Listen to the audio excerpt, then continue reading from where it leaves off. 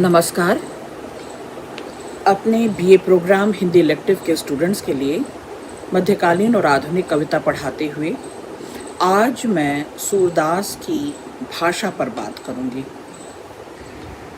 विद्यार्थियों, जैसा कि क्लासरूम में भी मैं बताती रही हूँ, हमने वात्सल्य वर्णन कुछ पढ़ा सूरदास का, और सूरदास की उन सूरदास के उन पदों को पढ़ते हुए इतना तो अब तक स्पष्ट हो चुका है कि उनकी भाषा ब्रज भाषा है। ब्रज भाषा में भी जो माधुर्य, मिठास, जो सचेत और संवेदन सूरदास व्यक्त करते हैं, बहुत सचेत होकर, आज हम उस पर भी बात करेंगे, यानी उनकी काव्य भाषा पर बात करते हुए जो शास्त्र में प्रचलित थी और जो लोक में प्रचलित थी, उन दोनों भाषाओं का किस तरह से संतुलन, सम्मिलन मिलता है सूरदास की भाषा में, इस पर बात करूंगी। निश्चित तौर पर वो समन्वय करके चलते हैं, प्रेम और भक्ति का समन्वय करते हैं जिस तरह से, वैसे ही भाषा में वो शास्त्र में प्रचलित ब्रज भाषा और लोक में प्रचलित ब्रज भाषा दोनों का समन्वय करके चलते हैं, मैं ये कह रही हूँ। यानी सूरदास के पदों की भाषा व्यवहार की भाषा है, यानी उस समय गोकुल में बोली जाने वाली, ब्रज प्रदेश में बोली जाने वाली ब्रज भाषा। यानी भाषा में पूरा सामाजिक जीवन दिखाई देता है, व्यवहारिक जीवन दिखाई देता है, वहाँ की संस्कृति, रीति रिवाज, सारी सूचनाएं हमें सूरदास की भाषा में मिलती हैं। इनकी काव्य भाषा में युग झलकता है, युग का समाज झलकता है और उस समय का सांस्कृतिक परिवेश झलकता है। तो सूरदास जब भक्ति करते हैं राधा और कृष्ण की, या पौराणिक कथाओं में जो सूरदास जिस तरह का जो उल्लेख लेते हैं, पौराणिक कथाओं से जो प्रेरणा लेते हैं, जो प्रचलित कथा से प्रेरणा लेते हैं, उसका संयोजन सूरसागर में सूरदास करते हैं। विद्यार्थियों, जब मैं ये कहूँ कि सूरदास की भाषा लोक की भाषा है, ब्रज भाषा तो है, इतना तो आपने मान लिया, लोक की भाषा है, तो दरअसल कृष्ण के लीला पुरुष होने का, कृष्ण के अवतारी होने का, कृष्ण का निरंतर क्रम से बढ़ते जाना, पालने से लेकर और कंसवध तक, और उसके भी आगे लगातार, यदा यदा हि धर्मस्य ग्लानिर्भवति भारत अभ्युत्थानम अधर्मस्य तदात्मानं सृजाम्यहम्। तो जो लोक में उनकी प्रेम कथाएं प्रचलित हैं, उसके प्रति तो सचेतन हैं ही सूरदास, लेकिन जो जन जन के मन में कृष्ण का रूप है संवरा हुआ, उसके प्रति भी सचेतन दिखाई देते हैं सूरदास। तो सूर की काव्य भाषा में ब्रज भाषा है, इतना आपने जाना।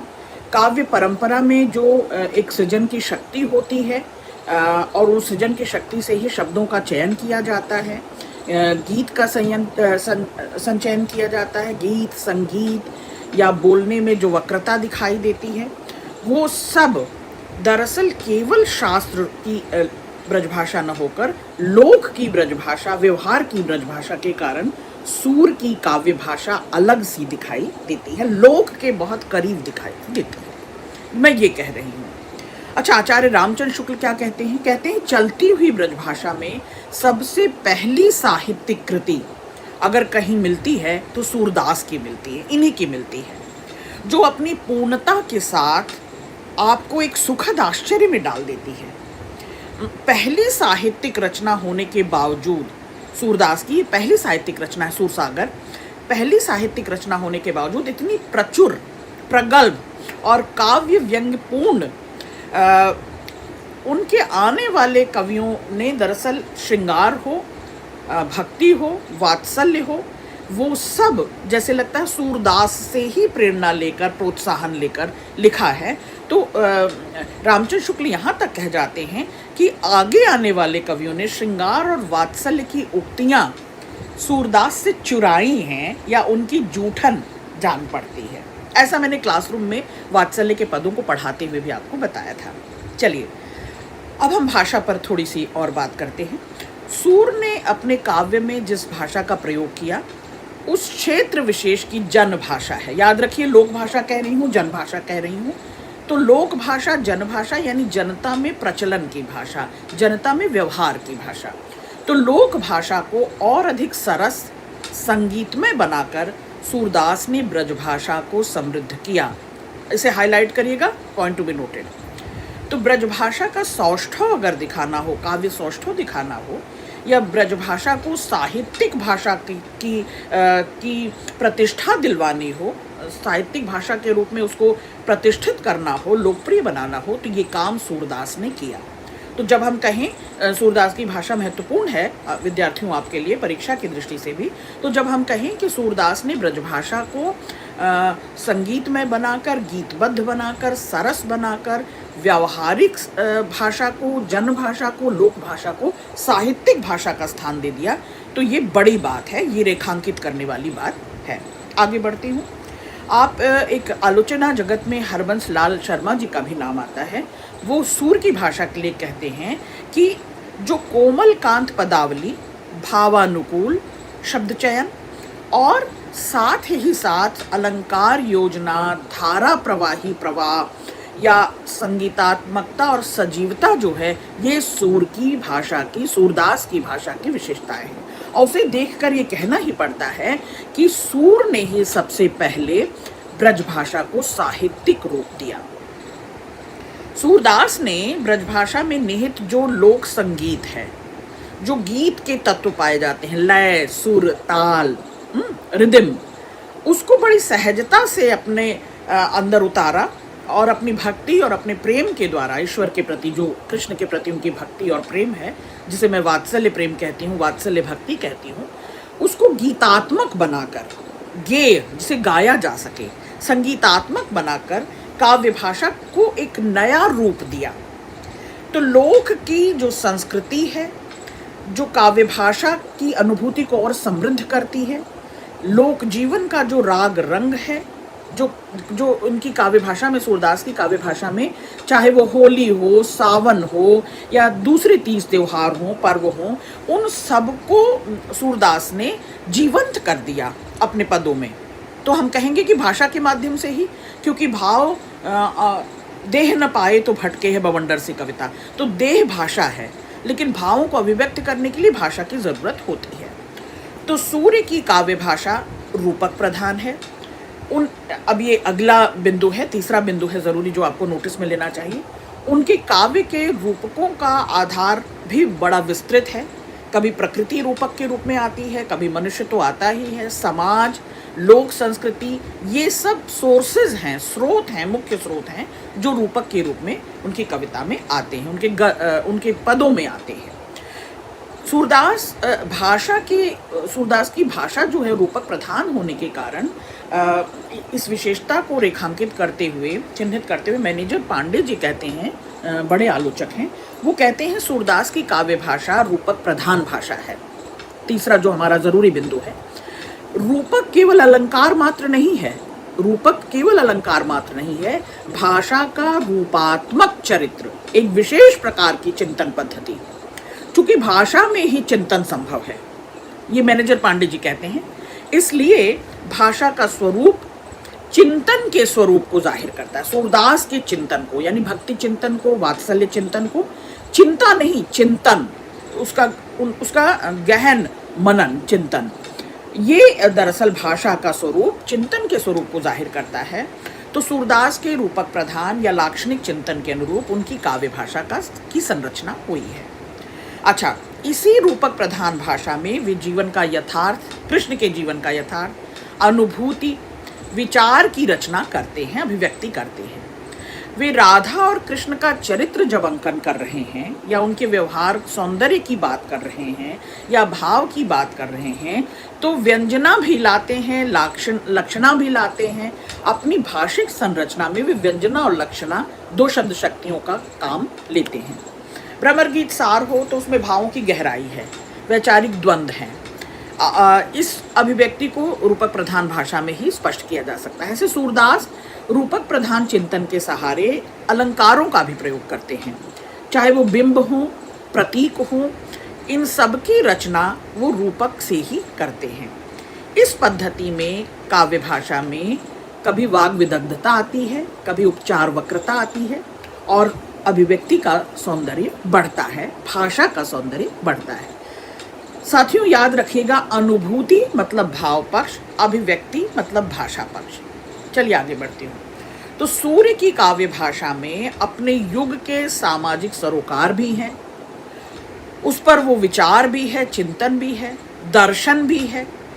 तो विचार, चिंतन, दर्शन का प्रभाव भी इनकी भाषा पर पड़ रहा है। ये चौथा जरूरी बिंदु मैं आपको दे रही हूँ। चलिए आगे बढ़ते हैं। कुछ आंचलिक भाषाएं भी आएंगी, क्योंकि लोक भाषा मैं कह रही हूँ व्यवहार की भाषा है। सूरदास की ब्रज भाषा लोक भाषा है, जन भाषा है, व्यवहार की भाषा है।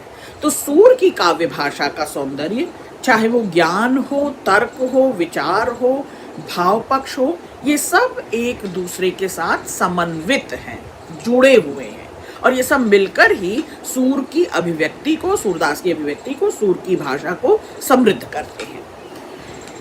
जब मैं कह रही हूँ व्यवहार की भाषा है, तो कुछ आंचलिक शब्दों को देखें जो भाषा को और सुंदर बनाती है, सजाती है भाषा को। सूर उसमें पद रचते हैं और ऐसा लगता है जैसे कि पूरे लोक को, जनमानस को, व्यवहार की भाषा को जगा दे रहे हैं, जीवंत कर दे रहे हैं। कैसे? जोरती छाक प्रेम सो मैया, ग्वालिन बोलियां अध जीवत, उठ दो भैया, तबही ते मैं भोजन कीन हो, चाहत दियो पठाए। ये दरअसल अंचल की भाषा है, किसी क्षेत्र विशेष की भाषा है, ब्रज प्रदेश की भाषा है। इस भाषा को जीवंत कर दे रहे हैं सूरदास। तो तद्भव शब्दों का प्रयोग, तद्भव उससे पैदा, किससे? संस्कृत से, तत्सम, तद्भव शब्दों का प्रयोग सूरदास की कविता की विशेषता है। ऐसी ध्वनियां आती हैं, मैंने कहा ना संगीत है, तो गीतात्मक और संगीतात्मक बनाने के लिए सूरदास बहुत सचेत होकर लय, सुर, ताल पैदा करते हैं अपने पदों में। तो तद्भव शब्दों का प्रयोग सूरदास के काव्य की विशेषता है, भाषा की, काव्य भाषा की विशेषता है। इसी तरह ध्वनियां आती हैं। आवहु कान सांझ के बेरिया, गायन माज भय हो ठाढ़े, कहत जनन यह बड़ी कुबेरिया, सूर श्याम कहत कहत ही, बस कर लीनो आय निदेरिया। सूरदास जो हैं अपने काव्य में तत्सम शब्दावली का प्रयोग कम करते हैं, तद्भव का अधिक करते हैं। भावों और प्रसंगों के अनुरूप तत्सम और तद्भव को चुनते हैं।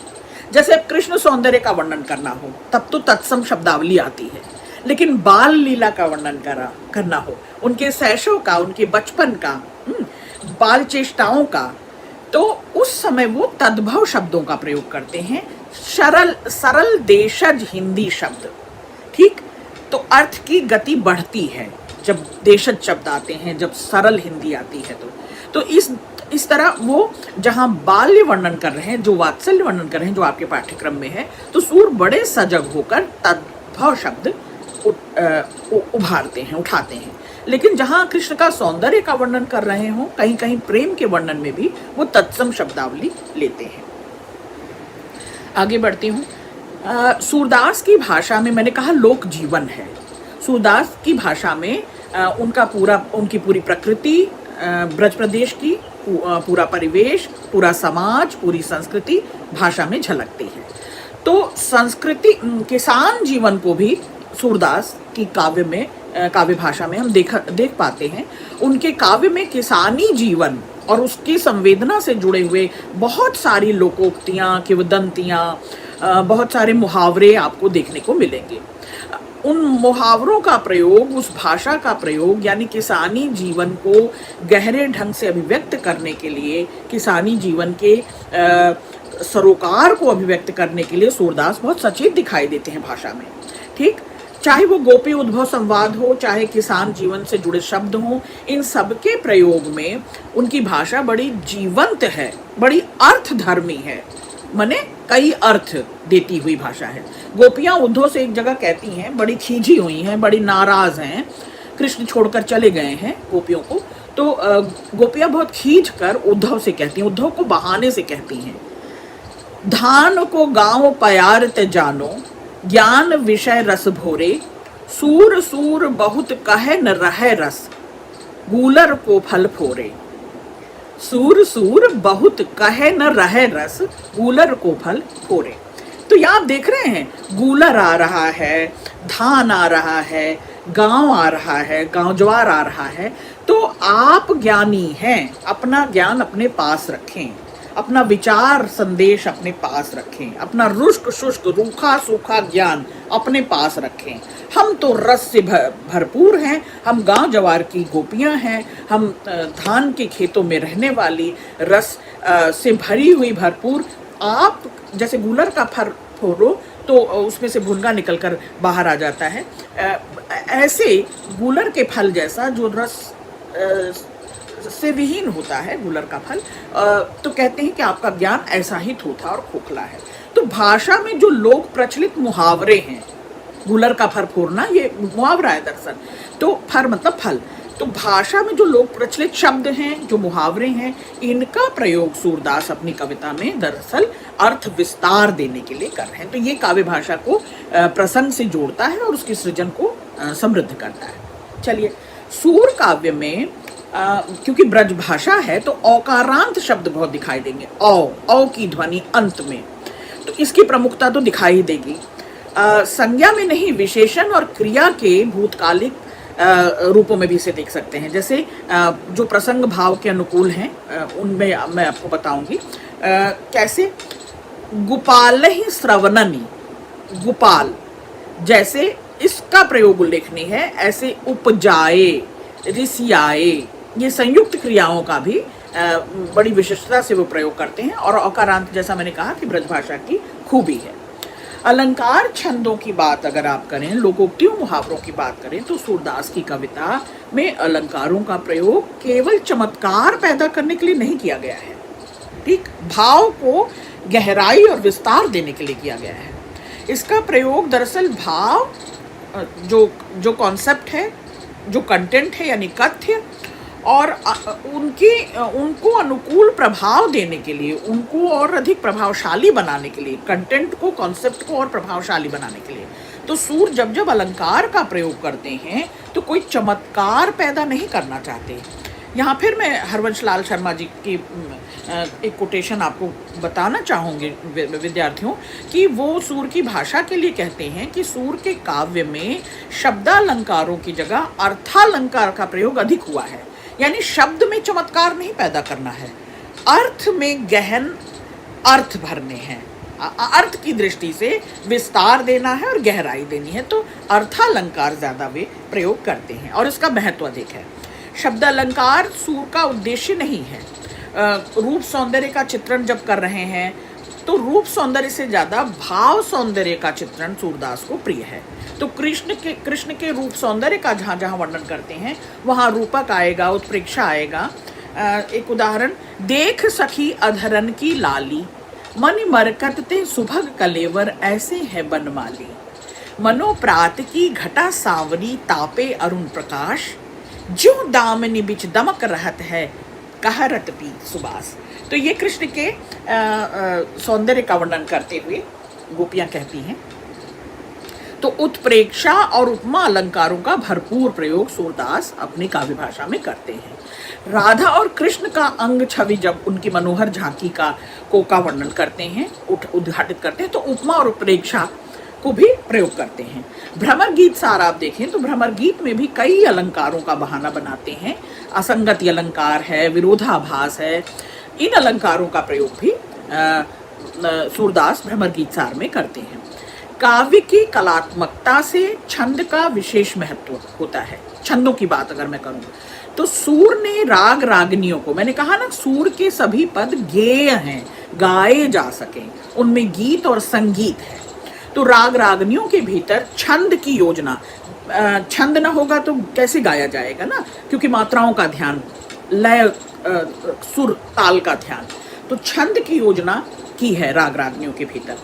पदों के ऊपर गति का, किस तरह से यति और गति, कहाँ रुकें, कैसे आगे बढ़ें, कैसे, तो दोहा, रोला, चौपाई, इसका प्रयोग सूरसागर में दिखाई देता है। इसके अलावा सूरदास ने जिन छंदों का अधिक प्रयोग किया वो है सरसी, लावनी, है ना, सवैया, सवैया का बहुत प्रयोग किया है। तो छंद की पारंपरिक योजना के साथ साथ कुछ नए छंदों का प्रयोग भी सूरसागर में दिखाई देता है, सूरदास की भाषा में दिखाई देता है।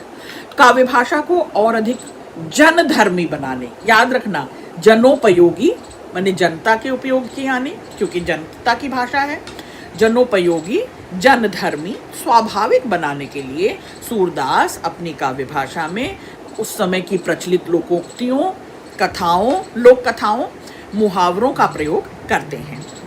लोक और ग्राम्य जीवन में जो बिखरे हुए मुहावरे हैं, किंवदंतियां हैं, कहावतें हैं, कथाएं हैं, उनमें अर्थ गांभीर्य भर देते हैं सूरदास। उनके अर्थ को विस्तार भी देते हैं और गहराई भी देते हैं, गांभीर्य जो मैं कह रही हूँ। तो इसको पैदा करने के लिए और ब्रजभाषा में मिठास भरने के लिए, याद रखिएगा जो शास्त्रीय ब्रजभाषा है वो उतनी मीठी नहीं है जो व्यवहारिक ब्रजभाषा है, जो जनता की भाषा है, और सूरदास जनता की भाषा के अधिक करीब हैं। इसको बार बार मैं नोटिस में दे रही हूँ, आप इसे ध्यान में रखिएगा। तो चाहे भ्रमर गीत हो, चाहे बाल लीला हो, इन सब में उन्होंने इसका प्रयास किया है। अब सूरदास की भाषा के बारे में अगर आप निष्कर्ष के रूप में कुछ कहना चाहें तो कहें कि सूरदास अपने काव्य में अनुभूति की व्यापकता और गहराई को ज़्यादा महत्व देते हैं। वहाँ अपनी विलक्षण अभिव्यंजना को दिखाते हैं। विलक्षण मतलब अनोखी अभिव्यक्ति शैली, विलक्षण अभिव्यंजना को दिखाते हैं, और यही इनके सृजन को समृद्ध करता है, सूरदास के सृजन को समृद्ध करता है। काव्य रूप हो, काव्य भाषा हो, छंद, अलंकार, मुहावरे, लोकोक्तियाँ, गीत, संगीत, ये सब मिलकर उनकी काव्य भाषा को समृद्ध बनाते हैं।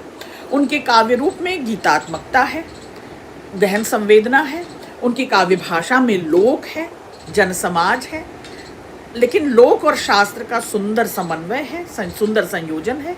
तो परंपरा से ही काव्य भाषा को ग्रहण करते हैं सूरदास, यानी अपनी परंपरा से, यानी शास्त्रों से, परंपरा मतलब शास्त्रों से, और उसमें मौलिकता भरते हैं और उसमें अनूठापन, नयापन, माधुर्य और मिठास भर देते हैं, जनता के करीब ले जाते हैं।